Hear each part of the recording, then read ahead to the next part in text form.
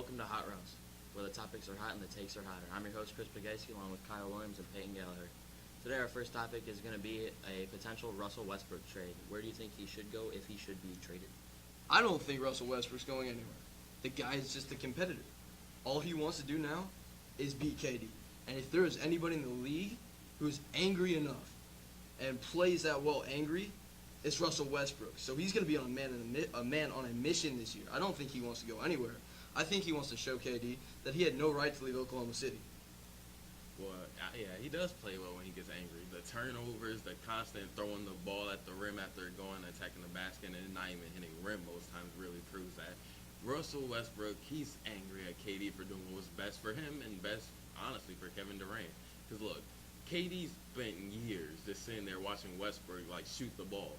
Those are KD's touches. KD is by far better than Westbrook. He's the second best player in basketball behind only LeBron James. He shouldn't have to take a backseat to anyone, let alone Russell Westbrook. He's going to a team that appreciates him in Golden State. All Stephen Curry, Andre Iguodala, Klay Thompson even texted him, and Draymond Green were all in attendance to try and get KD to sign there. He sees it as a family. They want him. He wants to feel appreciated. You really think Russell Westbrook cares about all that? The guy's just going to go atomic. KD's going to want to burn his jersey after what Westbrook does to him he just lost his this year. best player on this team, and when his team's in the lottery next year, I think he's going to be pretty angry about that. I don't think that team's in the lottery. I think that team may actually challenge Golden State for a top seed. They got Oladipo now. I know they lost Ibaka, but they've got good players. And if there's anything in this league that's intimidating, anything other than LeBron James physically, that is unstoppable, it's Russell Westbrook when he's angry. Nobody in the league can jump in front of him. Nobody wants to. He's going to be attacking that rim harder than ever. I wouldn't be surprised if we see a few shattered backboards and maybe a few shattered Kevin Durant ankles. We're going to see a lot of losses on the Oklahoma City schedule. I don't think so. I think that Oklahoma City team is ready to make a charge just because Westbrook's ready to be the leader. Well, it looks like it's clear Russell Wilson is going to be a man on a mission this season. Moving on to NFL football. Who do you think had a better rookie year at quarterback, Marcus Mariota or Jameis Winston? Well, I think it's definitely Marcus Mariota. You see, he only played 12 games. Only played 12 games. He had 2,800 yards passing, over 500 yards rushing, 19 touchdowns. He even had a 40-yard receiving touchdown in 12 games. It is ridiculous what the guy can do with both his legs and his arm. People are comparing him to Steve McNair. People are comparing him to the greatest quarterbacks of all time. And you saw what happened when they played head-to-head. The Titans beat the tar out of Tampa Bay, and they only won 3 games the entire season. But then, again, Mariota was so much better than Jameis Winston in that head-to-head. Half the points the Titans scored came off pick sixes. So if you're going to tell me that Jameis Winston had a better rookie year and is going to be a better player than Marcus Mariota, you must be high. Well, considering that NFL executives have compared Jameis' intellect to that of Peyton Manning, I'd say they must be high too. Jameis is just a better all-around football player than Marcus Mariota. You threw in the receiving touchdown. I just want my quarterbacks to know how to throw the ball and get W's. That's all I care about. But Jameis has a better arm. He was picked number 1 in the draft for his upside, and he was ready right away. He's not the scrambler Mariota is. Not many players are. But he's a bigger body than Mariota. Gets hurt less than Mariota. He's in the mold of Andrew Luck. He can do anything you want as a quarterback. How did Andrew Luck do again last year? Okay, so you're questioning Marcus Mariota's intellect. The guy finished his degree at Oregon in 2 years. What's that got to do with his football intellect? You could be. He was able to finish a degree at Oregon in 2 years. I don't even think Jameis finished his degree in 3. So if we're going to talk about intellect, definitely not a weak spot for Marcus Mariota.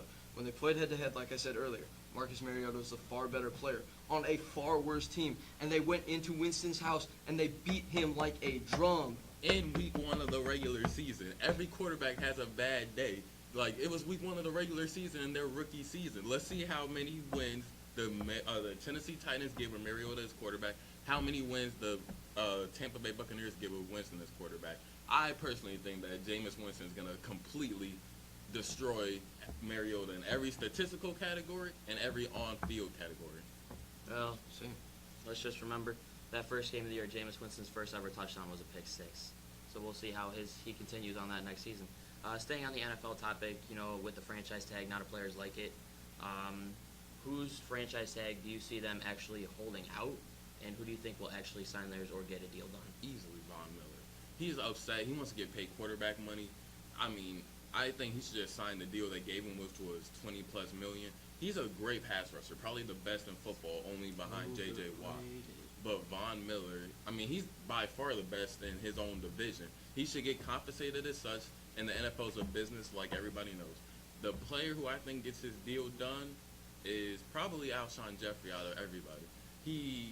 When he plays, he's an elite wide receiver. But, injury concerns, soft tissue injuries have held him back, especially last year when he was expected to make the jump. So, we'll see what happens. I'll switch gears a little bit, and we're just going to talk about in general how often this happens nowadays. Players don't want to sign the franchise tag. It's ridiculous. They don't have it in any other sport for a reason. And in the NFL, none of these players end up playing under the tag. You saw Jimmy Graham went to court about it because it's so screwed up, and they're gypping these players out of money. And I don't like it. I think free agency may be bad in sports like the NBA where teams can't hold on to players, but it's better than practically making this is an exaggeration, but I want it to be a comparison. They're practically indentured servants because they're not getting paid what they should be. They deserve that quarterback money. These players are playing and putting their heads on the line, literally, their necks on the line. For their teams, they should be paid like they should be, not because the NFL can finagle around with the rules and take advantage of a poorly organized NFLPA and get a deal in the collective bargaining agreement. I think the tag should be taken out completely. Well, you see the franchise tag, you only see the big name players getting franchise tag. I guarantee about at least 50% of the rest of the league would love the franchise tag, just based on how much money they would get. Exactly, but those players aren't ever going to see that money because they're never going to get franchise tag because it always goes to the franchise player. That's why it's called the franchise tag. Exactly. Kyle, last word? The franchise tag is meant to keep players on their respective teams, and it's great. I mean, for like that 1% of players, it's bad. For the rest of the league, it's a good thing. Well, that's about all we have today on Hot Takes. I'm your host, Chris, for Kyle and Peyton. Thank